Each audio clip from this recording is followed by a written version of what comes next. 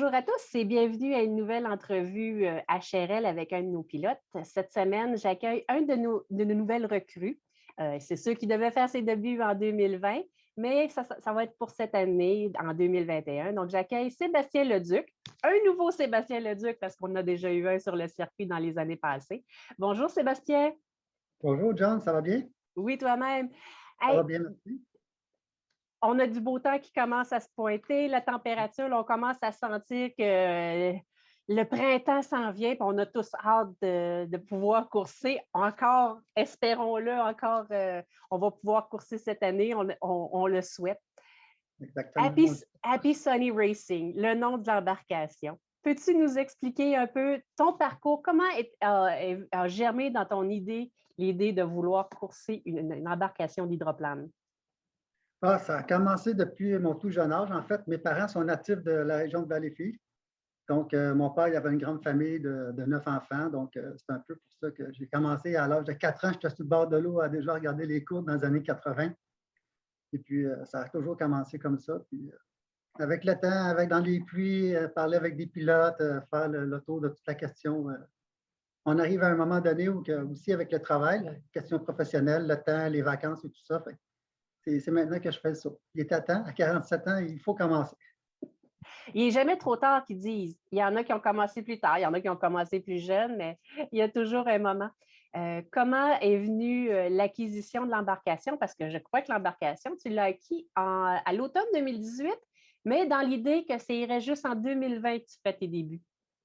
Oui, exactement. En fait, j'ai commencé à magasiner en 2017. Il y avait l'embarcation d'Éric McKenna dans le temps qui était disponible, que je pense qu'Éric l'a passé en Hydro 350. Donc, j'avais commencé un peu avec Éric et puis j'ai commencé à regarder un peu les autres embarcations disponibles. Puis, je savais qu'il y avait les deux embarcations de Jim Benson qui étaient à vendre aussi. Et puis, je savais que celui de Jim, il était un bateau très compétitif dans le temps avec Dan Camfouche qui avait gagné 2, 3 championnats américains avec. Donc, j'ai travaillé là-dessus. Ça a pris quelques temps, mais finalement, on est devenu une entente avec Canada, USA aussi. C'était pas facile la communication puis vendre une embarcation aussi pour lui. Effectivement. Au niveau de l'embarcation, il y avait beaucoup de restauration à faire sur l'embarcation? Oui, j'étais assez perfectionniste parce que quand j'ai eu l'embarcation, ben, je voulais vraiment remonter le bateau complet. C'est ce que j'ai fait. Fait qu'il a fait beaucoup de réparations, fait beaucoup de modifications au niveau de la sécurité, tout ce qui est électronique, cadran, fil. J'ai tout enlevé. J'ai vraiment reparti tout en neuf avec du nouveau matériel à l'intérieur du bateau. Moteur neuf aussi. Fait que, non, je voulais embarquer, mais pour être sur la bonne, commencer bien quand même. Est-ce que j'imagine que tu n'as pas fait ça tout seul? Tu devais avoir Oui, quelqu'un qui en avait de fait, l'expérience? j'en ai fait quand même pas mal seul au début, la première hiver, là, particulièrement en 2000, l'hiver 2018. J'ai eu quand même 6 mois. Moi, je travaille 3 jours semaine. J'ai quand même beaucoup de temps à donner sur l'embarcation qui était dans mon garage aussi. Fait que ça a aidé un peu le processus. C'est sûr que j'ai eu de l'aide de mon équipe aussi là, pour travailler dessus, mais en majeure partie, j'ai fait pas mal de réparations. J'avais déjà bâti des bateaux téléguidés à l'échelle 1,5. Fait que ça m'a aidé un peu aussi à comprendre. Je savais dans quoi je m'embarquais et comment c'était conçu un bateau aussi. Là.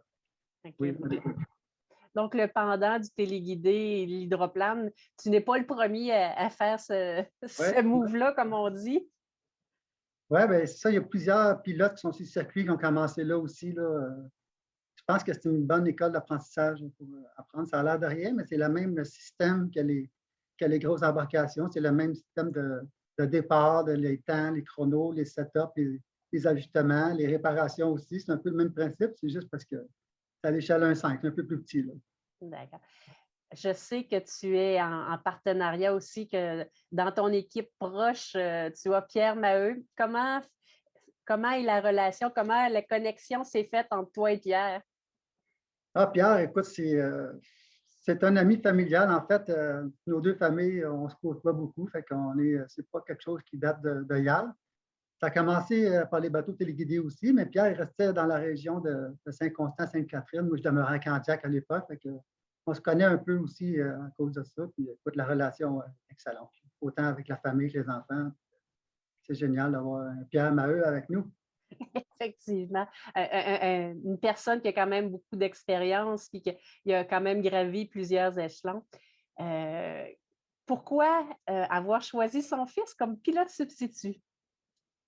Tristan, je l'ai vu souvent au bateau téléguidé, il était très bon aussi. Je l'ai vu à l'œuvre. Puis il connaît les bateaux, il connaît les régates aussi, évidemment. Avec son père, là, il a été tant aux courses depuis qu'il est tout petit. Ce n'est pas quelque chose de nouveau pour lui. Puis Tristan, c'est un gars qui est quand même consciencieux, puis il fait attention à ses choses.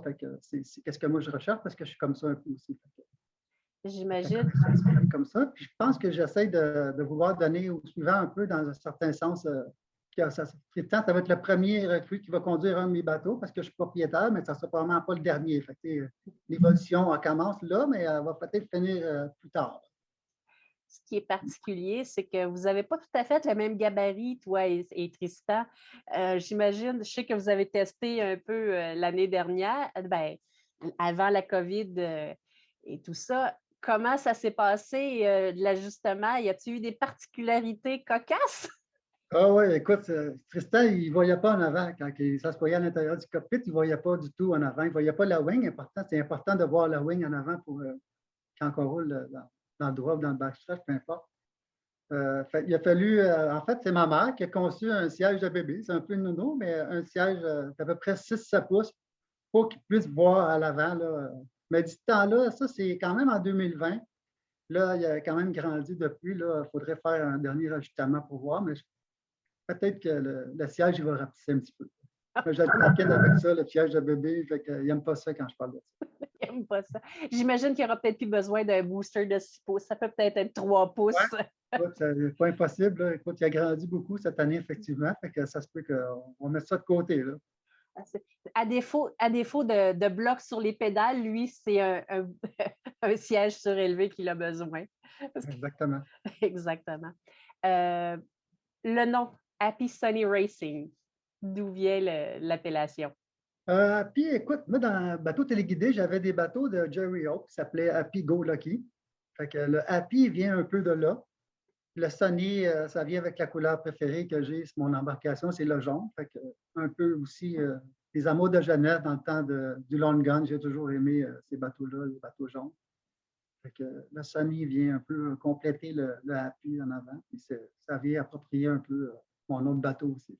D'accord. Et le choix du numéro? Le choix du numéro, ça aussi, ça vient d'un numéro fétiche parce que ma conjointe, elle travaille à l'Auto-Québec. Donc, le 777 était déjà pris. Donc, je suis allé avec un chiffre chanceux, ce qui est le 555 qui est chanceux à la loterie aussi. C'est un peu pour ça que j'ai choisi le 555. C'est bien. Dans la vie de tous les jours, Sébastien Leduc, il fait quoi? Dans la vie de tous les jours? Oui, comme métier, en dehors de... Là, on parle un peu de racing, mais on veut savoir, Sébastien Leduc, ça prend de l'eau au moulin des fois, donc... Sébastien travaille dans une entreprise qui est bien en demande en temps de confinement. En fait, je travaille chez Cascade Groupe Tissu à Candiac. Donc, moi, je suis technicien de procédé pour le groupe Cascade. Donc, c'est moi qui m'occupe un peu de la contrôle qualité des produits, soit hygiéniques ou papier, et tout. Donc, vous étiez très populaire au début de la pandémie. Oui, effectivement. Écoute, c'est une folie. Là. Je ne sais pas pourquoi. Tout le monde veut avoir ce papier de toilette. C'est en demande. Nous, écoute, les entrepôts, on avait beaucoup de restauration pour les ventes, en backup, en fait. Mais écoute, ça a parti. Là. La production, depuis la pandémie, ça n'arrête pas. En fait, c'est bon. C'est bon pour tout le monde. C'est bon pour nous autres aussi. Ça, il y a des secteurs comme ça qu'on ne comprend pas trop pourquoi ça a fait cet engouement-là. Exactement. Et les produits hygiéniques ont été l'engouement. Exactement. Qui est assez... Écoute, c'est bizarre un peu comment les gens peuvent penser, mais on n'était pas en rupture de stock. En Europe, je pense qu'il y en avait un peu. Je pense que ça partit un peu de l'Europe, la rumeur de manquer de papier de toilette. Ouais, je pense que c'est parti de l'Asie parce que les autres ils importent beaucoup le papier de toilette. Donc, ça a été comme, vu que les manufactures étaient fermées, ils se disaient, ben là, on va avoir une rupture. Donc, tout ce qui est importation. Mais ici au Canada, on produit notre propre papier de toilette. Donc, on n'avait pas à avoir cette crainte-là. On a toutes les ressources pour produire ça. on parle de pandémie, on parle de tout l'événement qu'on vit depuis maintenant 1 an. Toi, de ton côté, est-ce que ça l'a touché ben, vous avez travaillé probablement plus au début de la pandémie parce que justement à cause des demandes exceptionnelles, mais autrement ça, est-ce qu'il y a eu des facteurs de la pandémie qui sont venus influencer la vie familiale ou la vie des gens qui t'entourent? Bien, professionnellement, on n'a pas eu de problème. Moi, ma conjointe, on a travaillé les deux sans arrêt. On n'a pas été touchés professionnellement. Personnellement non plus, dans le côté familial, tout est correct. Il y a 2 membres de mon équipe, par contre, qui ont eu la COVID dans les 2, 3 dernières semaines. Donc, écoute, ça a quand même touché un peu, là, ces 2 membres de notre équipe directement. Fait que ça prouve quand même que tout le monde peut l'avoir aussi. Tu sais, des fois, on pense toujours que ça peut être à l'extérieur de chez soi que ça arrive. Puis à l'intérieur de vos familles, ça n'arrive pas, mais dans notre cas, on a connu 2 personnes qui étaient proches qui ont contracté le virus. Mais tout est correct aussi là, de leur côté. La santé est revenue, puis ils sont Non, sortis de ça. c'est ce qui est particulier, c'est que oui, c'est vraiment particulier comme situation, mais ce n'est pas tout le monde qui l'attrape de la même façon. Et les risques sont tellement différents d'un à l'autre. C'est ça qu'il faut faire attention. Les gens, des fois, ont de la misère à comprendre. J'ai eu des discussions en début du processus des entrevues avec Martin Rochon, qui était en première ligne aussi, ainsi que Simon Fortin, qui sont très près de tout ça. Puis eux autres aussi, ils l'ont vécu, la pandémie, puis ils savent c'est quoi. Tu sais. Donc, quand on a des gens qui sont proches de nous, qui l'atteignent, à un moment donné, on se sent un peu plus touché personnellement, puis on comprend un peu plus ce qui se passe autour de nous autres. C'est sûr qu'il y a des secteurs qui sont plus touchés aussi que d'autres, qui sont plus en contact avec des gens. Comme moi, personnellement, je travaille dans une usine, donc c'est pas très difficile, pas facile. Il n'y a pas de danger d'avoir trop de contagion dans notre secteur. C'est sûr que dans le domaine de la médecine ou ceux qui sont en milieu scolaire ou garde des enfants, par exemple, ça sont plus touchés. Ouais, c'est sûr. On ne sait jamais par où ça peut rentrer aussi. Tu sais. Des fois, ça peut être un contact, puis là, oups, ça peut rentrer dans des entreprises aussi. On a vu des entreprises qui ont été touchées. On ne se le souhaite pas. On espère que tout se replace, qu'on puisse aller aux courses cette année. On s'en va sur la bonne voie avec les vaccins. Là, je pense qu'on s'en va sur le bon côté. Oui. Il faut être positif. Oui, effectivement. Tu disais que tu as toujours été spectateur à Valleyfield. Est-ce qu'il y a d'autres sites de courses auxquels tu as assisté? J'ai assisté souvent à la Formule 1 à Montréal. Effectivement, je suis allé à quelques reprises. Étant président de Candiac, on était quand même très proche de l'île. On est allé une couple de fois, une couple de saisons. Sinon, un peu de NASCAR, un peu de tout à la télévision comme tout le monde, mais pas autant que les régates, ça c'est sûr. Les régates, c'est vraiment partie. Mais du circuit HRL, est-ce qu'il y a d'autres sites de courses auxquels tu as assisté? Peut-être Beauharnois. Est-ce qu'il y a des sites américains auxquels Site américain, non, je n'ai pas eu la chance d'aller aux États-Unis pour voir ça. Pas parce que je ne peux pas y aller, c'est parce que ça n'a vraiment pas donné. Je suis allé à Beauharnois, je suis allé à quelques reprises, évidemment, à Valleyfield.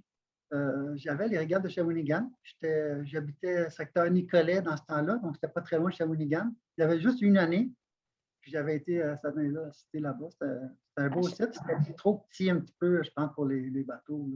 Shawinigan, je peux te dire que ça a été plus qu'une année. Et ce qui était particulier pour les équipes, c'est que les puits étaient d'un côté de l'île, puis les pilotes, il fallait qu'ils fassent le tour de l'île pour pouvoir aller courser. Donc, c'était comme un peu particulier. On les entendait.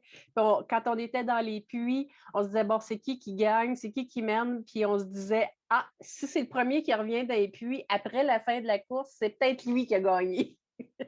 C'est ça, je ne sais pas, le système de communication, il n'était peut-être pas excellent dans ces années-là à Shawinigan. Ça se pourrait que, oui, effectivement, les pluies étaient complètement de l'autre côté, là, je m'en souviens encore. Oui, c'est ça. Il y avait comme une espèce de lame de terre qui était aussi le camping qui était là. Oui. Et la plage était de l'autre côté. Donc, c'était un site assez particulier. Oui. Mais ça a été quand même, ça a été 2 ans, je crois, 2 ou 3, quelques années. Il y a eu plus qu'une année à Shawinigan. Il y a certains sites de courses comme ça là, qui ont fait quelques années, mais à un moment donné, il y a eu des hauts et des bas dans le sport. Oui, effectivement. Ça change tout le temps d'endroit aussi, là, des fois. Parmi, parmi tes années où tu as assisté aux courses de Valleyfield, est-ce qu'il y a une course qui t'a marqué, une rivalité entre certains pilotes qui t'a marqué ou un pilote que c'est devenu comme une idole pour toi? Ben, écoute, j'ai 47 ans. Je pense que j'ai commencé à regarder les courses dans les années 78-80, dans ces années-là. Puis moi, j'étais jeune, j'étais tout petit encore. Fait que c'est sûr que c'était impressionnant. Puis dans ces années-là, c'était des belles années pour les courses. Il y avait tellement de classes puis d'embarcations. Fait que c'est sûr que oui, j'ai un bagage historique que je pourrais vous compter. Là. J'en ai vu beaucoup. J'en ai tellement. Par contre, il y en a un en particulier. J'ai toujours eu un gros penchant là, sur le long gun, le GP7, et non le 4. Le GP4, je pense, c'était les années 60, 70, je pense, un peu dans ces coins-là. Le GP7 est plus arrivé dans les années 80. Puis lui, c'était vraiment mon idole. Puis je me souviens une année, écoute, il était tellement beau à voir ce bateau-là. Il n'était pas rapide, mais je pense que c'était un des plus beaux bateaux à voir là, quand il dansait sur ses pontons. C'était incroyable. Puis, je pense que c'était en 83 ou 84. Presque tout le monde avait abandonné, puis le London avait gagné. Fait que là, pour moi, c'était l'hystérie, puis j'étais vraiment content. Je pense que c'était Tom Baker qui était au volant. McPhail, je ne me souviens pas c'était lequel pilote des deux, mais en tout cas, c'était un bon moment, ça. Il y en a eu d'autres aussi, là, plein. Là. On va en avoir pour l'après-midi, ça, je commence à faire ça. C'est correct. On ne peut pas parler de ton expérience Ouais. comme pilote, mais on peut Ah parler ouais. de ton expérience Ouais. comme spectateur qui C'est fait sûr. en sorte qu'aujourd'hui, tu deviens pilote. C'est ce qui est intéressant aussi. Donc, tu as quand même gravité autour du sport depuis fort longtemps. Puis, vu que tu as fait du téléguidé, ça te donne un plus aussi. Une course qui t'est mémorable à Valleyfield, ça serait laquelle? Ben, quand tu parlais de celle du Long Gun, mais est-ce qu'il y en a une autre? Ah, il y en a eu beaucoup. Écoute, dans le temps de Robert Théoret, avec son 4x4, il en a fait des très belles. Jean, il en a fait des belles aussi. Jean Théoret, il a fait tellement des belles courses aussi avec son auto Super 7. Pierre Maheu, il en a fait des extraordinaires à Valleyfield aussi. C'est un showman, puis il aimait ça bien paraître aussi chez eux. Comme tous les pilotes, je pense qu'à Valleyfield, ça a toujours été. C'est là qu'on veut finir premier. On s'entend, là, je pense que c'est le rêve de tous les pilotes de gagner Valleyfield, puis c'est normal. Là. Mais écoute, il y en a eu des belles. Avec Bert Anderson aussi, il en a fait des belles. Brandon Kennedy, écoute, j'en ai plein, là, des belles. Autant dans une classe plus basse aussi, là, il y a eu des belles années avec Mike Monahan dans le Orange Rush. Il avait gagné beaucoup de courses ces années-là. Dans le Campo, avec mon bateau, je ne l'ai jamais vu vraiment. Je l'ai vu aller sur l'eau, mais je n'ai pas porté une attention particulière avec Dan. Je sais qu'il était très fort là, dans les années qu'il a bâti le bateau en 2000 ou 2001. Là, je ne me souviens pas dans ces années. C'est ça. C'était le Mike Monahan et Dan Kenfush, c'était la grande rivalité entre ces deux Ouais, hommes. exactement. C'était le. Très bons pilotes, les deux aussi. Là. Oui, c'est ça. Les deux, ils se relançaient sur le C1. Il y en a un qui c'était le CS1, puis l'autre c'était le C1, parce que championnat canadien, championnat américain, donc ils pouvaient tous les deux porter le 1, mais à une lettre près. Et c'était. Pour les avoir côtoyés, je peux te dire que c'était souvent là, à spinner, à se narguer l'un l'autre aussi, dire ah, c'est moi qui menais, puis c'est deux gentlemen là, qui sont encore. Mike est encore sur le circuit. Dan a pris sa retraite il y a quelques années, mais après avoir dominé longtemps un mode sur le circuit américain. Donc, c'est J'ai eu quelque la chose. chance de parler avec Dan Camfous à quelques occasions quand j'ai fait l'acquisition pour demander un peu des conseils, parce que je sais qu'il avait beaucoup gagné. J'essayais de demander un peu des conseils. Puis il m'en donnait plusieurs quand même intéressants. On a eu quelques interpellations ensemble pour essayer d'augmenter la performance du bateau. La léger, tout ça, évidemment. Je sais que Dan travaille aussi beaucoup à titre de motoriste encore auprès des équipes. Est-ce qu'il t'a conseillé à ce niveau-là? Ou qui est ton motoriste pour ton moteur? Moi, c'est Primo Performance, c'est Yves Primo. On est liés ensemble pour un petit bout de temps. Là. Je pense que j'ai confiance en Yves. C'est un très bon motoriste.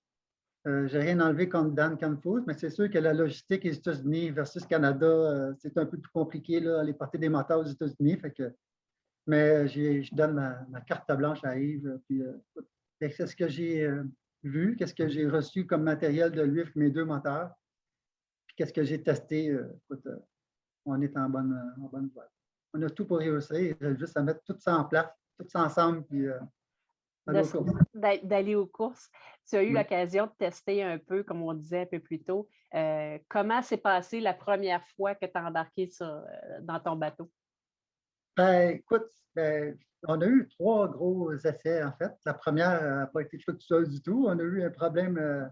En fait, on a sauté une carte mémoire dans le coil, fait qu'on n'a pas pu décoller du quai. Puis, bon, écoute, la préparation, la location de la grue, tout ça, fait que, c'était quand même une anecdote qu'on va toujours se rappeler, c'est que on était nerveux, j'avais hâte, j'étais fébrile. Ça faisait comme 1 an et demi que je travaillais sur le bateau, la peinture et tout ça, puis, on était prêts, puis on n'est pas décollé du ski. Mais par contre, la seconde reprise, là, ça a été un peu mieux, beaucoup mieux même. Là. Les tests ont été très bons. Puis la troisième, on a fait vraiment avec Pierre, qui était aux communications, vraiment des simulations de course, là, comme si on était aux courses là, avec des chronos. Puis, c'est sûr qu'on n'avait pas de bouée. J'étais au Pont-Larac à ce moment-là. On n'avait pas de bouée de référence, mais on a fait vraiment une simulation de course. Là, vraiment, c'était quand même très bien. Ça a bien réussi aussi. Les départs étaient quand même bien. Là, on était dans la 2 secondes près. On est allé une fois trop vite, l'autre fois pas assez vite, mais avec les bouées, c'est plus difficile à calculer les temps aussi. Mais on était. Un bon testing, tout allait bien, le moteur était performant. On a fait des réglages un peu aussi pour garder l'embarcation un peu sur l'eau aussi. Là. On ne voulait pas être trop léger non plus, comme je commençais aussi. Fait que, non, ça s'est pas bien été pour vrai. Rien à dire. C'est sûr que le prochain test, ça va être avec des rivaux de chaque côté. C'est ça qui est le vrai test, comme on dit, là, on peut dire. Là, c'est 2 choses. C'est complètement 2 choses. Là, puis, ça, je suis assez vieux, assez expérimenté pour savoir que c'est 2 games complètement différentes en testing puis en situation de course.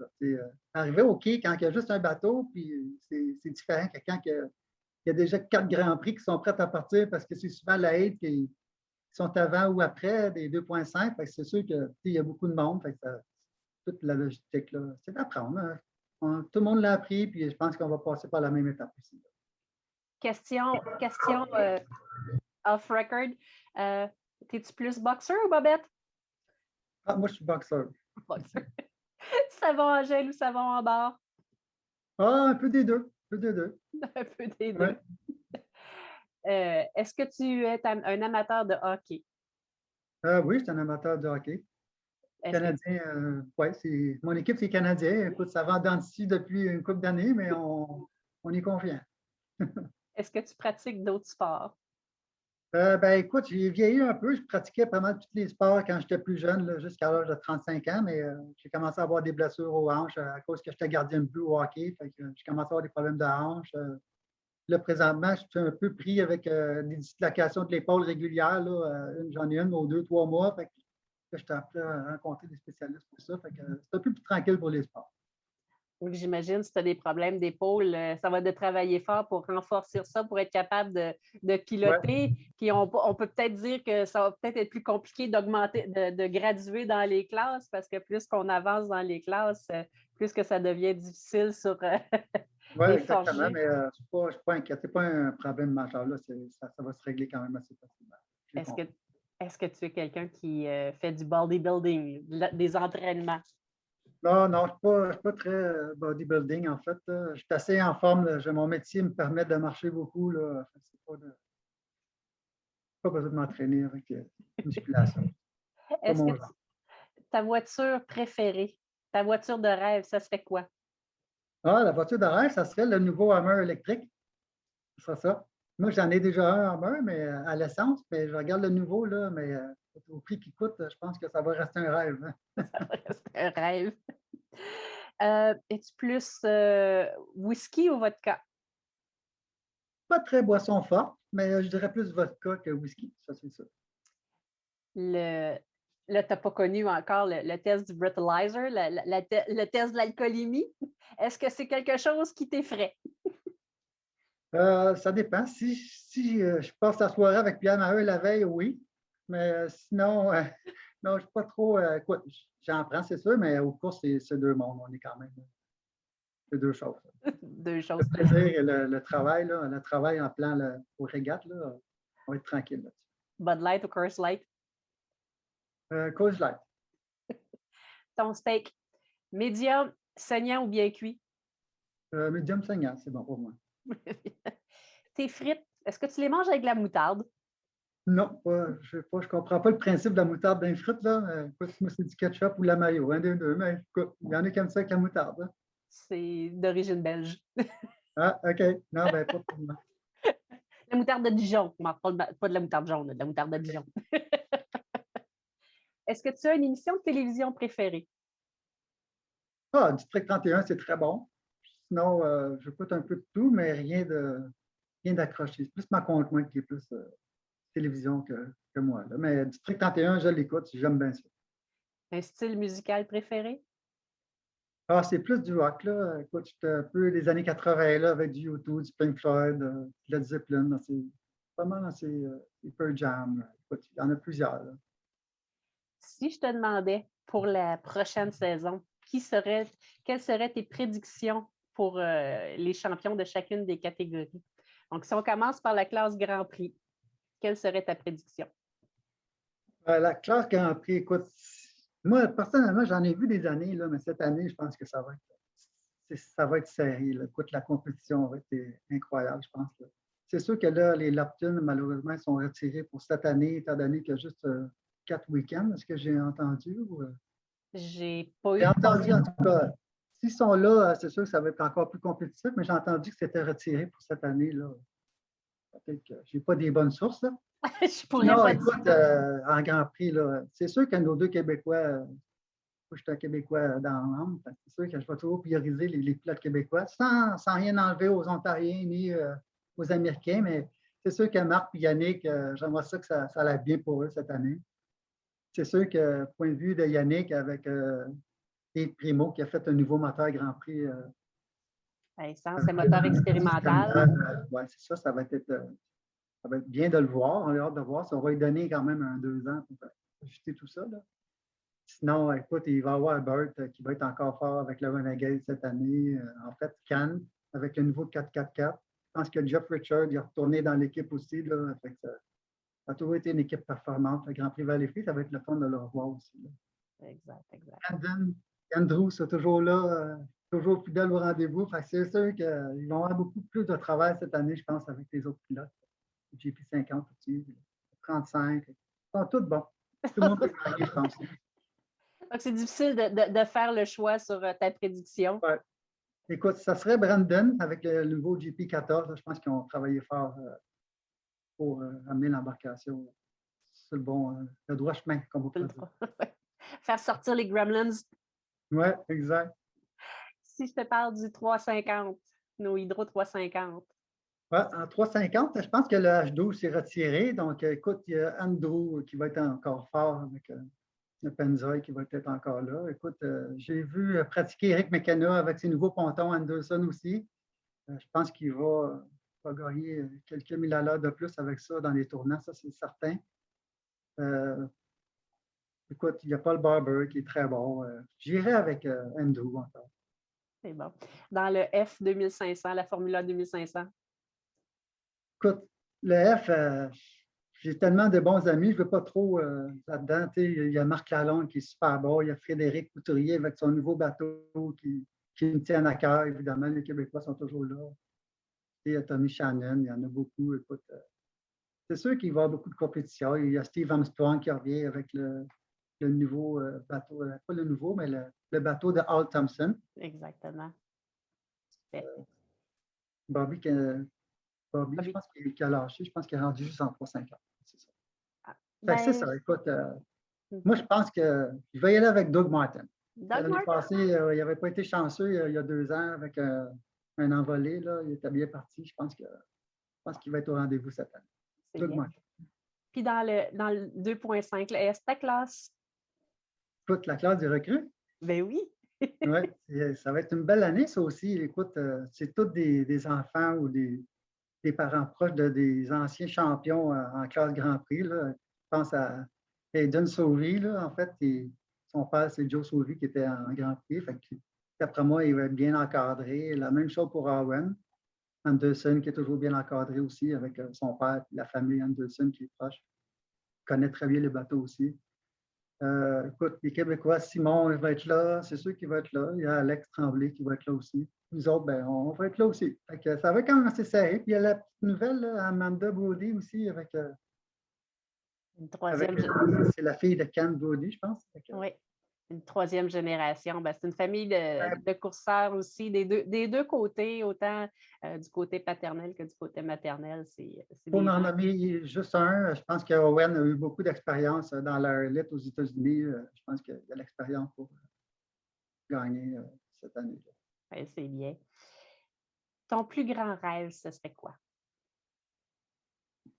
Mon plus grand rêve, j'en ai pas vraiment. Écoute, pour le monde des régates, j'en ai pas. Mon rêve, c'est après le vivre à fond. C'est sûr que ça va évoluer de semaine en semaine, d'année en année avec aux courses, mais j'en ai pas vraiment de grand rêve. C'est d'être en santé, je pense. Je pense que c'est mon plus grand rêve, c'est d'être en santé jusqu'au bout, le plus longtemps possible.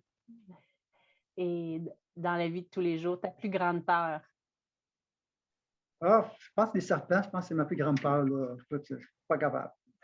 Ça, écoute, une couleur, ça me fait peur. Fait que, un serpent, là, je me tiens loin de ça. Tu te tiens loin de ça. J'ai jamais aimé ça.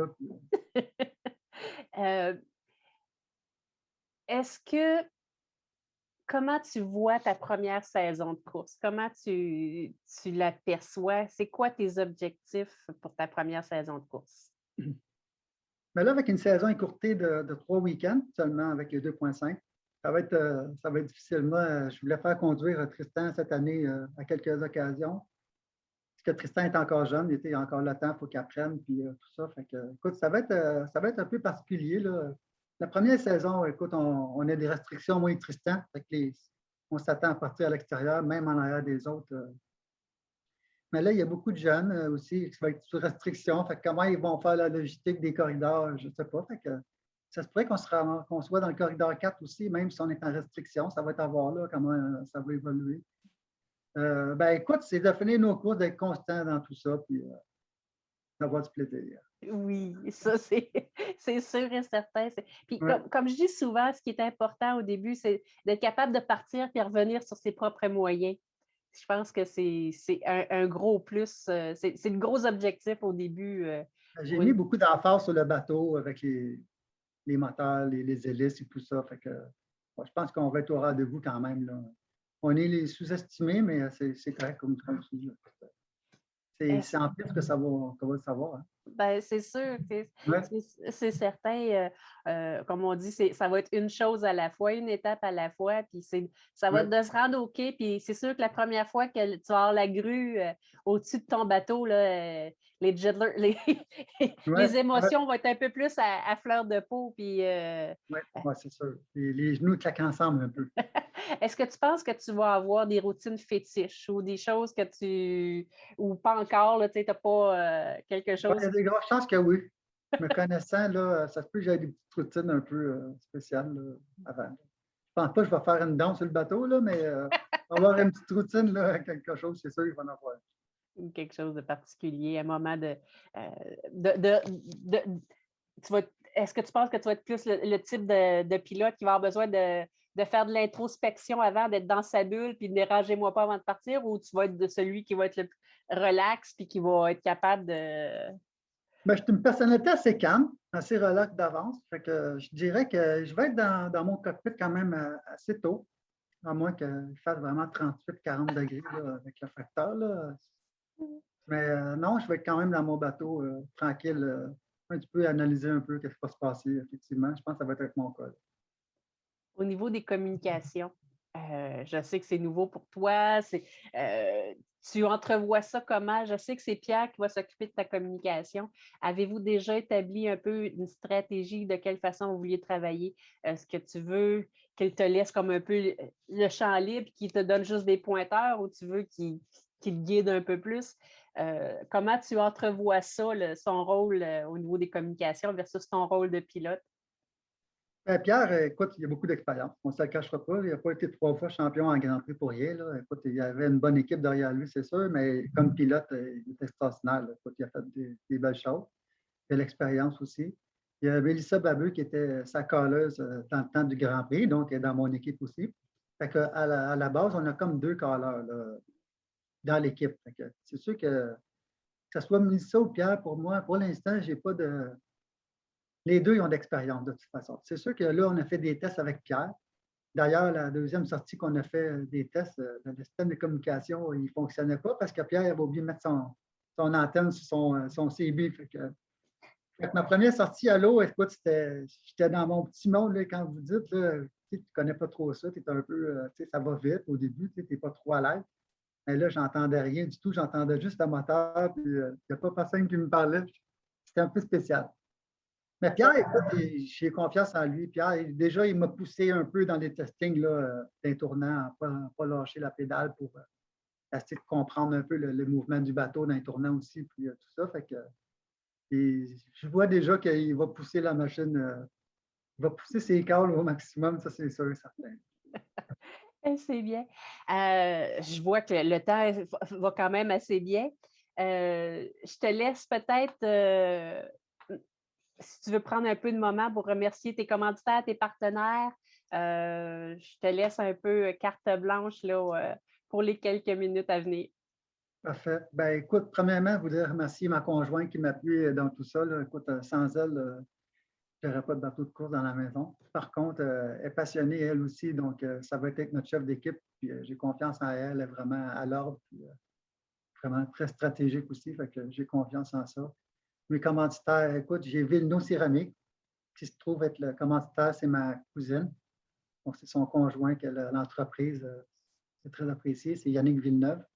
Et puis aussi, il y a Pierre Maheu avec sa compagnie d'école de conduite, Pro Conduite, qui commandite notre bateau aussi. Ça aussi, c'est très apprécié d'avoir un membre de notre équipe qui s'implique dans le bateau aussi. Ça, c'est bien important. Il y a le transport Yvon Laplante, excuse, de Saint-Rémy.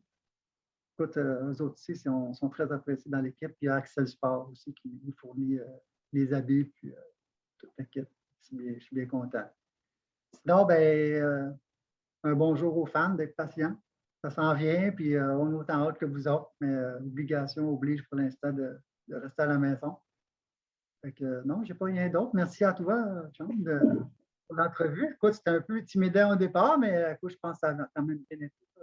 Ma première entrevue, j'espère que ce n'est pas la dernière. C'est pas venu m'en voir. Ben, c'est sûr que probablement, là, quand on va arriver au site de course, je vais aller te voir avant ta première course pour avoir un peu tes impressions là, à quelques moments du départ. Mais je veux une petite question qui vient de me venir. Comment ta conjointe a pris ça quand tu lui as annoncé que tu voulais être propriétaire d'une embarcation? Ben, comme j'ai mentionné un peu, ça s'est échelonné sur 2 ans. Donc, tu sais, c'est un gars qui prend son temps puis qui analyse beaucoup avant de passer à l'acte. Mais non, elle a bien pris ça. Écoute, c'est sûr que quand il y a un bateau qui recule dans le cours, c'est différent. Là. Elle était contente de voir le bateau là, mais depuis le temps que j'en parlais aussi, elle savait bien que c'est mon rêve aussi, là, depuis que j'ai 4 ans que je vais aux courses. Avec les téléguidés, j'étais rendu à un autre niveau aussi. Là, et j'avais gagné quelques championnats avec tous mes bateaux. Donc, je voulais faire le saut là-dedans, puis j'avais les moyens de le faire. Donc, on y va, puis on se lance. Puis c'est là qu'on est rendu. Tu disais que tu y allais avec ta famille aux courses. Ton père, est-ce qu'il, lui, il voyait ça? Les parents sont toujours proches de moi, mes beaux-parents aussi. Le père de Pierre Maheu aussi, Lucien est toujours proche. Il est habitué aussi dans des classes Grand Prix là, dans le temps. Son aide est appréciée. Écoute, toute l'équipe, c'est la chose la plus belle que j'ai en ce moment, c'est mon équipe. Écoute, on s'entend super bien. On a du plaisir hors course aussi, en familial. Fait qu'on a beaucoup de plaisir ensemble. Bon, on va vous souhaiter une bonne saison. On va vous souhaiter une bonne saison. On espère que vous ayez du plaisir en famille, que vous puissiez en profiter aussi, puis que ce ne soit pas juste du testing en 2021, qu'on puisse vraiment dire qu'on va aux courses, qu'on se le souhaite à tout le monde. Bien, merci beaucoup, Sébastien, pour ton temps, puis on se revoit prochainement. Merci beaucoup à toi. Bye. Bonne fin de journée. Bye.